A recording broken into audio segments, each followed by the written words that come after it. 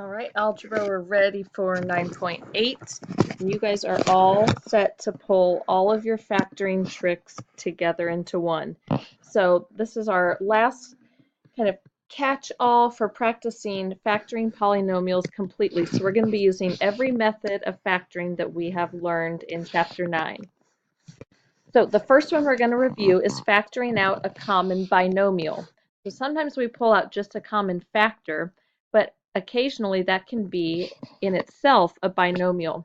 So as we look at number 1, 4x times the quantity x minus 3 plus 5 times the quantity x minus 3, what I have in common between this term and this term is the x minus 3. So I'm going to factor that out. Because it's a binomial, it has to stay in parentheses. And I am factoring it out, so this becomes multiplication, and this plus sign goes in between my terms. What I have left is a 4x, and what I have left over here is a 5, because my x minus 3 has already been pulled out. This is factored completely. There's no further way to factor either of these, so we are done. Let's check out number 2. I again have two terms that I'm subtracting from each other. They each are made up of two factors in themselves, but one of these factors is common. They don't look common though, so we have to really keep an eye out for common factors that are disguised. This is a positive y, and this is a negative y. This is a negative 5, and this is a positive 5. However, I could quickly rearrange this in my favor so that these are identical. So all I need to do is out of this binomial is factor out a negative 1. So all of this is going to stay the same, 2y squared times the quantity y minus 5. Right now this is a minus 3, but I'm going to factor out a negative 1, which makes this a plus 3, and it's just going to change my signs inside. So now I have a positive y, a negative 5, and a negative 5. So even though these are not written in the same order, these are indeed a common binomial factor. So I'm going to pull that out front. And what I have left in this term then is the 2y squared. And what I have left in this term is the plus 3. I can't factor 2y squared plus 3 any further. It doesn't fit any of my special products, and it has no common factors, so I am done factoring here. Okay, second thing we're going to review is factoring by grouping.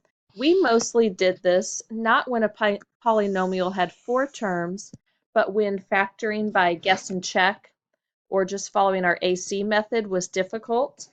And so we took a trinomial and we broke it into a polynomial with 4 terms. But sometimes you'll be given a polynomial that starts in 4 terms. And in those cases, we can factor out a common monomial from pairs of terms, and then we'll look for a common binomial factor. So first I'm going to look at my first 2 terms here because I'm noticing that an x cubed and a 2x squared have a common factor, and that is an x squared. So if I pull an x squared out of x cubed, all that's left is x. Right? X squared times x gets me right back to x cubed. If I factor in x squared out of 2x squared, all I have left is the plus 2. And if I distribute this back through, x squared times 2 gets me right back to 2x squared. Now I'm still adding here. So now I'm going to pull out a common factor from these 2 terms. And I'm noticing right away an 8 and a 16. So I'm going to pull out a positive 8. And that's going to leave me just with an x. And if I pull an 8 out of 16, that's going to leave me with a plus 2. Thank goodness I'm noticing a common binomial factor, so I know I'm on the right track, and I'm going to pull that common factor out. What I'm left with then is x squared plus 8. This doesn't fit any of my special product rules, so this is factored as far as it will go. Number 4, we have r squared plus 4r plus rs plus 4s. So as I look at my first two terms, I see a common factor in r, so I'm going to factor that out. If I pull out an r, what I have left is an r. R times r gets me right back to r squared. And if I factor out an r, I'm left with the 4. If I distribute this back through, it gets me right back to this. Looking at my next two terms, the common factor between rs and 4s is an s. So I'm going to factor that out. These are all positive terms, so I'm going to pull out a positive s. And if I factor out an s, that leaves me just with r. And if I factor out an s here, that leaves me just with 4. If I distribute this s back through, it gets me right back to rs plus 4s. I'm noticing that in both of these terms, I have an r plus 4, so that's my common binomial factor. So I factor that out. If I pull out r plus 4 out of this term, all I'm left with is r. And if I pull out r plus 4 out of this term, all I'm left with is my positive s. So now I have fully factored this polynomial. One thing we haven't specifically talked about is how we can use the commutative property if necessary. So sometimes we need to rearrange the terms so that we can group them up together and put the terms with common factors next to each other. So in this case, I might rewrite this polynomial as x cubed minus 3x squared plus 2x minus 6. And you might recognize this as descending order. So looking at my exponents, I have an exponent of 3, then 2, and then 1. So now I can look at my first two terms and I can pull out my common factor, which in this case is going to be an x squared. So that leaves me with an x minus 3 in parentheses. And out of my next two terms, I'm noticing I have a common factor of 2. So I'm going to pull out a positive 2. And that's going to leave me with x minus 3. If I distribute this back through, it gets me right back to 2x minus 6. If I distribute this back through, it gets me right back to x cubed minus 3x squared. So now I'm noticing a common binomial factor of x minus 3, so I'm going to factor that out. If I remove that from this term, all I'm left with is x squared.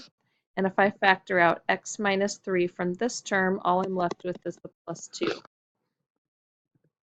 This is fully factored now because I cannot factor x squared plus 2 any further. This is as far as it will factor. We're going to do the same thing on number 6, so I'm going to rewrite this in descending order.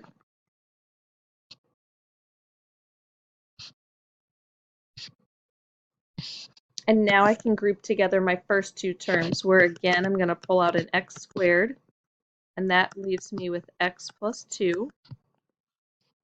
Always distribute back through to make sure you get back to where you started from.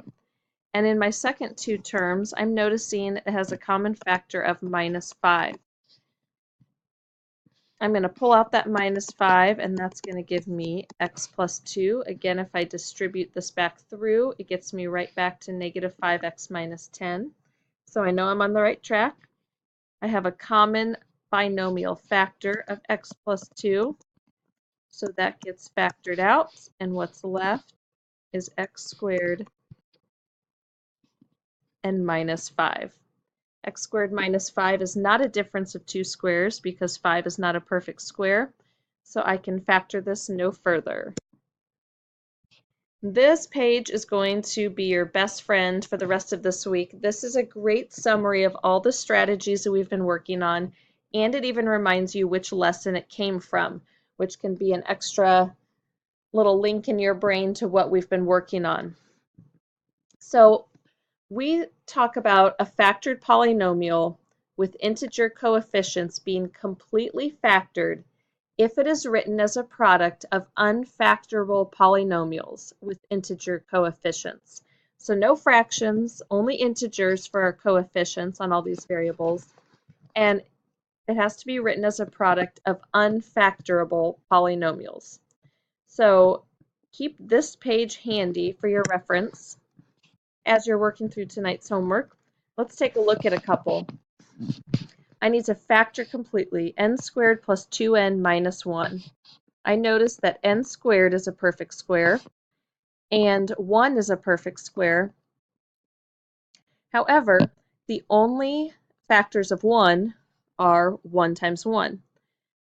And this is a negative 1. So I know that I need one negative 1 and one positive 1. However, a negative 1 and a positive 1 are never going to get to add to a positive 2 for my middle term. So for that reason, this one is prime. On letter B, I have 4x cubed minus 44x squared plus 96x. As I read this trinomial, I'm noticing each term has an x. So I want to start by factoring that out. I also notice that each term has a multiple of 4 in it. So I'm going to factor that out as well and then see what I have left.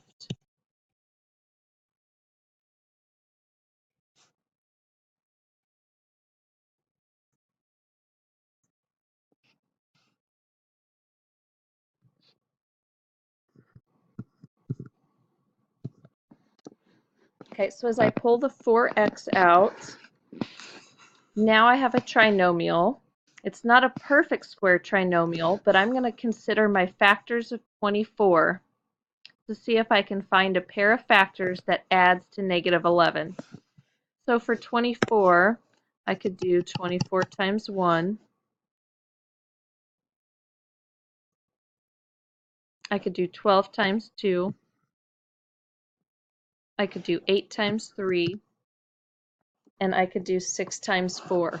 So I'm looking for a pair that can add to negative 11. So I'm definitely eliminating this and this and this.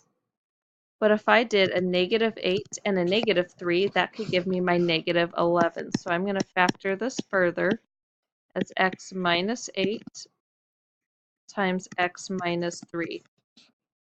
If I FOIL this back out, it will get me right back to x squared minus 11x plus 24.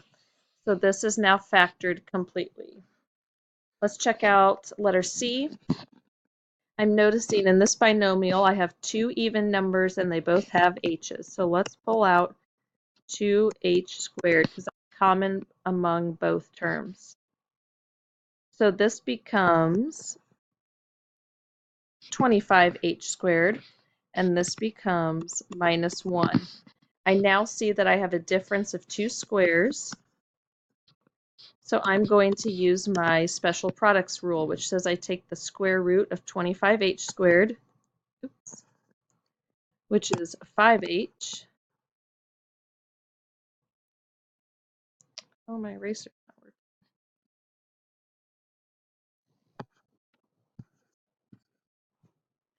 And the square root of 1 is 1. So my special products rule says that I'm going to do 5h plus 1 times 5h minus 1. And now this is factored fully. Let's take a look at solving 3x cubed plus 18x squared minus 24x.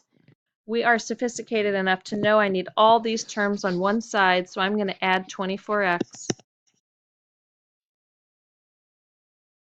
to both sides so I can set this equal to 0.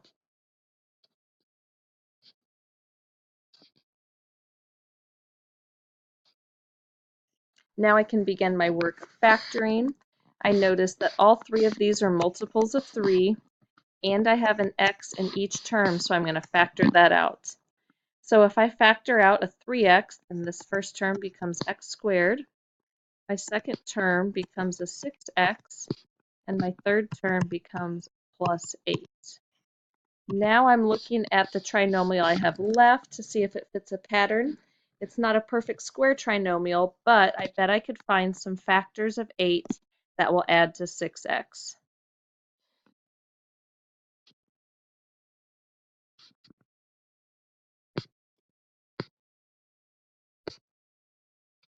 So as I solve